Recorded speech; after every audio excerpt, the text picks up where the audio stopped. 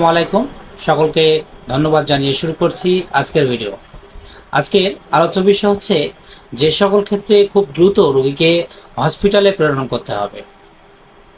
প্রথমত যেটি বলবো সেটি হচ্ছে যে অতিরিক্ত পাতলা পায়খানা কিংবা ডায়রিয়া দেখা দিলে, অর্থাৎ সাধারণ কোনো ওষুধে কাজ হচ্ছে না, এমন ক্ষেত্রে অবশ্যই রোগীকে হসপিটালে প্রেরণ করতে হবে।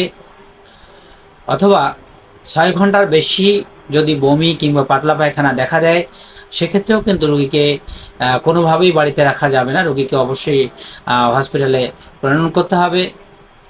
অথবা দেখা যাচ্ছে যে রক্তে গ্লুকোজের মাত্রা যদি 14 মিলিমোল এর বেশি থাকে, তাহলে কিন্তু রোগীকে হসপিটালে কোনো বিশেষজ্ঞর শরণাপন্ন হতে হবে। অথবা 2 দিনের বেশি যদি কেউ অসুস্থ থাকে, সেক্ষেত্রেও হসপিটালে তাকে নিতে হবে।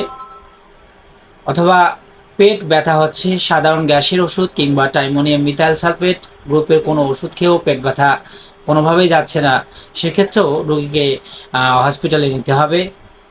অথবা কম বয়সী, অর্থাৎ যারা শিশুদের যে কোনো ধরনের জটিলতায় আমাদের অবশ্যই শিশু বিশেষজ্ঞ শরণাপন্ন হতে হবে।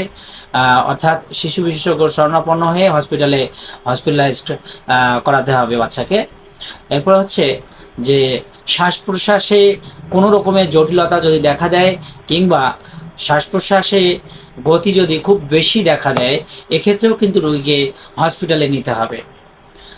সর্বশেষ যেটি বলবো যে যে কোনো ধরনের জটিলতায় যদি সাধারণ ডাক্তারদের কাছে যদি রোগী ভালো না হয়, তাহলে অবশ্যই যে কোনো ধরনের জটিলতা দেখা দিলে রোগীকে হসপিটালে শরণাপন্ন হতে হবে।